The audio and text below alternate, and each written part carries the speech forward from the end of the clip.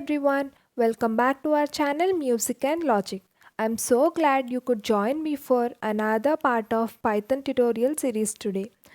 If you have been following along, you already know we have been covering some foundational topics in Python. So in today's video, we are going to take a deeper dive into loops.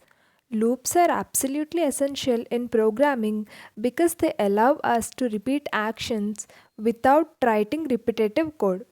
This makes our programs efficient and easy to maintain. And we'll cover for loops, while loops, and important control statements like break, continue, and pass. You'll also see examples so you can also pause the video and code along. By the end of this video, I promise you will feel much more comfortable using loops in Python. Ready? Let's get started. Before we jump into today's topic, let's just quickly go over the answers of the exercise I have given in the previous video. So, which statement is used to check additional conditions after the if statement? The elif statement is used to check for additional conditions when the if statement is false. It allows you to handle multiple scenarios without writing multiple if statements. And the second question, what does the else statement do? The else statement runs only when the if condition is false. So it acts as a fallback and ensures that code will execute even when none of the if or elif conditions are true. Which operator checks if both conditions are true? The AND operator ensures that both conditions must be true for the entire expression to evaluate as true. If either condition is false, the result will be false. What is a common error in writing if statements? So, a common mistake in Python is forgetting the colon at the end of an if, elif, or else statement. The colon tells Python that a block of code follows. And the fifth question is, what is the purpose of nested conditionals? So, nested conditionals allow you to perform more complex decision making by placing one conditional statement inside another. This helps handle multiple layers of conditions. And which of the following is a logical operator? The NOT operator is a logical operator that inverts the result of a condition. If the condition is true, NOT will make it false, and if it's false, NOT will make it true. Now let's get into the topic. Okay, let's talk about what loops are and why they are so important. A loop is basically a way to repeat a block of code as many times as you need. So instead of writing the same lines of code multiple times, we use loops to automate the repetition. For example, let's say you have a list of 100 numbers and you want to print each one. Instead of writing 100 print statements, you can write a loop that will do that for you. This isn't just about saving time, it's about writing efficient, scalable code. Whether you're processing data, building a game, or automating a task, loops are going to be your best friend. So, what types of loops do we have in Python? There are two main types, for loops and while loops. We'll be covering both today, and I will explain when you should use one over the other. Now, let's take a moment to think about this. Why do we actually need loops? Imagine you have a task like sending an email to every user in your system. You wouldn't want to write separate code for each user, right? That would take forever. Loops solve this by allowing you to write the code just once and have it run for each user automatically. In Python, loops are not only easy to use, but they are also super powerful because they can work with different types of data. Whether it's a list of numbers, a string of characters, or even more complex structures like dictionaries. The best part is you don't have to worry about counting manually. Python takes care of that for you. Let's go over the first type of loop, the for loop. Alright, The for loop is one of the most common and powerful loops in Python. It's used when you want to iterate over a sequence, which could be a list, tuple, dictionary, or even a string. So here is the syntax. You start with the for keyword followed by a variable name that will represent each item in the sequence, then the in keyword, and finally the sequence you want to loop over. So let's see an example to make this clear. So what's happening here is that we have a list of numbers 1, 2, 3, 4 and 5, and we are telling the loop to go through each number one by one. The variable num will hold the value of each number as the loop goes through the list, and we simply print that number. So if I run this code, it prints each number on a new line. Now imagine doing this manually for a list of 1000 numbers. That's where loops really shine. Now let's get into a more practical example. You don't always know exactly what's inside a list, but Python makes it super easy to loop through it without worrying about the length of the list or keeping track of the index.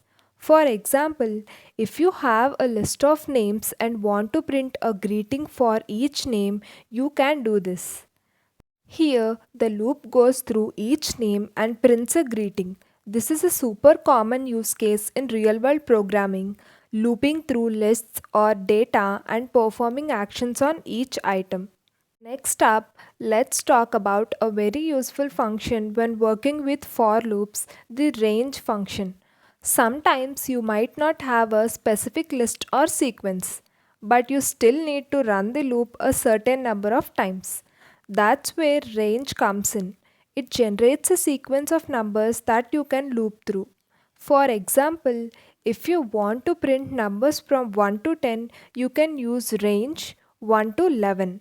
Notice how the loop starts at 1 and stops at 10. Range includes the first number you specify, but it excludes the second number.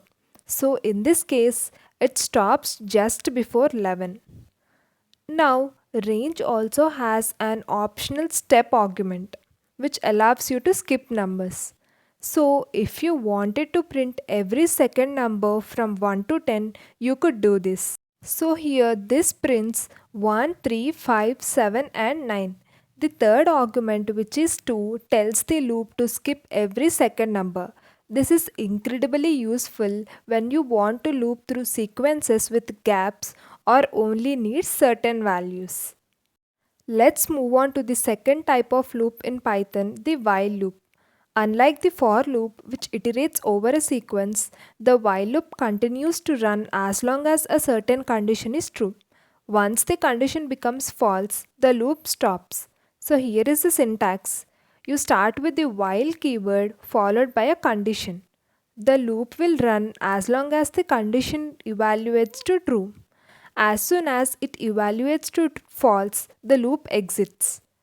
So in this example, the loop runs as long as count is less than or equal to 5. After each iteration, we increment count by 1, and when it becomes 6, the condition count less than or equals to 5 is no longer true, so the loop stops. This is a common way to use while loops when you don't know in advance how many iterations you need, but you know the condition that should stop the loop. But there is something important to be careful about with while loops, which are infinite loops. An infinite loop occurs when the condition in a while loop is never false, meaning the loop runs forever. This can cause your program to freeze or crash, so it's something you definitely want to avoid. For example, if you forget to increment the count variable in the previous loop, it will keep printing 1 forever because the condition will always be true. This loop will never stop running because the value of count is never changing. Always make sure that your loop has a clear exit condition to prevent this from happening. Now, sometimes you want more control over how your loops behave. Python gives us three special statements for controlling loops: break, continue, and pass. Let's start with break. The break statement allows you to exit the loop entirely even if the loop hasn't finished all of its iterations.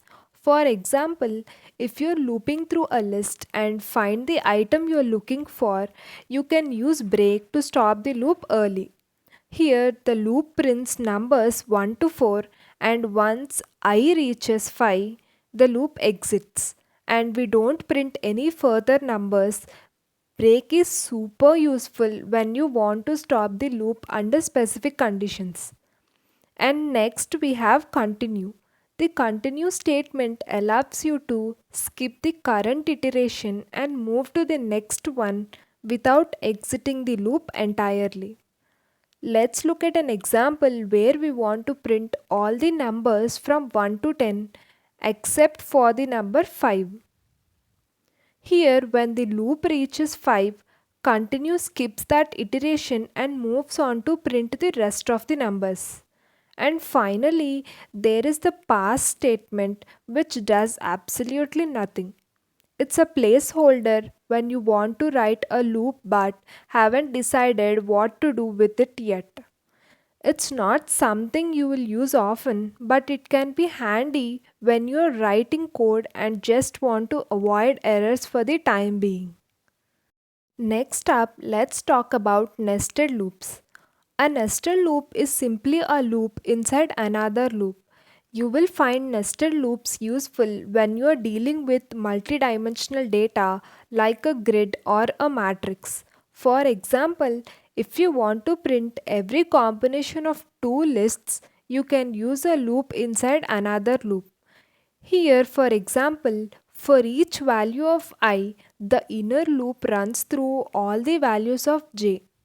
So when I is 1, the inner loop prints j as 1, 2 and 3, and then it moves on to the next value of I. So this is useful for more complex data structures where you need to loop over multiple dimensions. Now, here are some of the common mistakes you would be making with loops. The first one is infinite loops caused by incorrect condition handling. So let's go through an example. The condition count less than 5 will always be true because count is never updated inside the loop.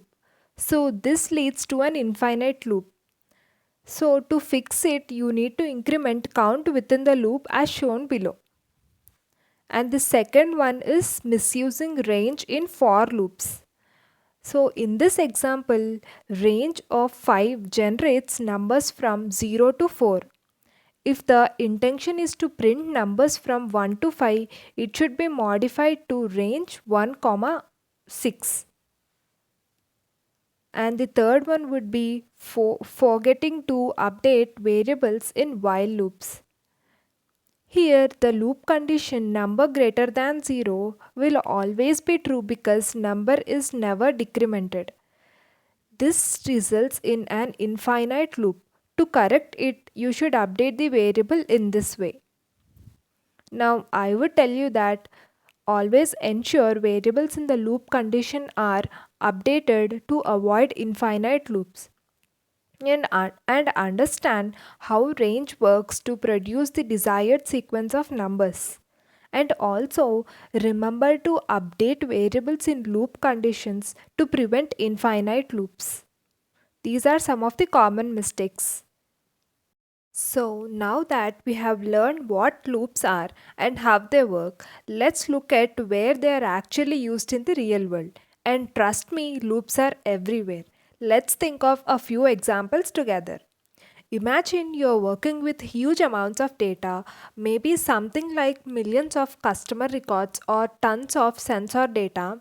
How would you process all that? Loops to the rescue. You would write a loop to go through each record one by one, maybe to check for errors, update some information, or just calculate an average. Simple loops make this process without breaking a sweat. Next, let's talk about automating repetitive tasks. Think about something you do over and over again, like renaming hundreds of files or sending out emails.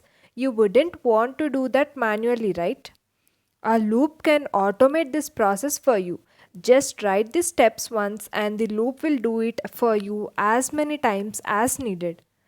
And loops aren't just for boring stuff like data processing. Have you ever used a search engine? Or maybe played a game where the computer needs to find the best move? Search algorithms, which power everything from Google searches to AI, rely heavily on loops to go through possibilities and find the best solution. What other real world tasks do you think could be simplified using loops? Drop your ideas in the comments below. I would love to see how you guys think about applying loops in daily life. And yeah, great job so far. Let's quickly recap what we have learned today. So, we have covered the basics of for loops and while loops, how to use the range function, and how to control loops with statements like break, continue, and pass. We also looked at nested loops and worked through some practical examples. I hope these concepts are becoming clearer, but the best way to master them is to practice. Try experimenting with loops in your own code and see what you can create. Alright, it's time to test your knowledge. I have got a few quick questions for you. Pause the video and see if you can answer them. Leave your answers in the comments below and let's see how you did. To conclude, I would say remember loops are a core part of programming and understanding how to use them effectively will help you write better and more efficient code. So, in the next video, we are going to take things further and talk about functions which will allow you to organize and reuse your code more effectively. As always, don't forget to like, subscribe, and share if you found this video helpful. See you in the next video. Bye bye.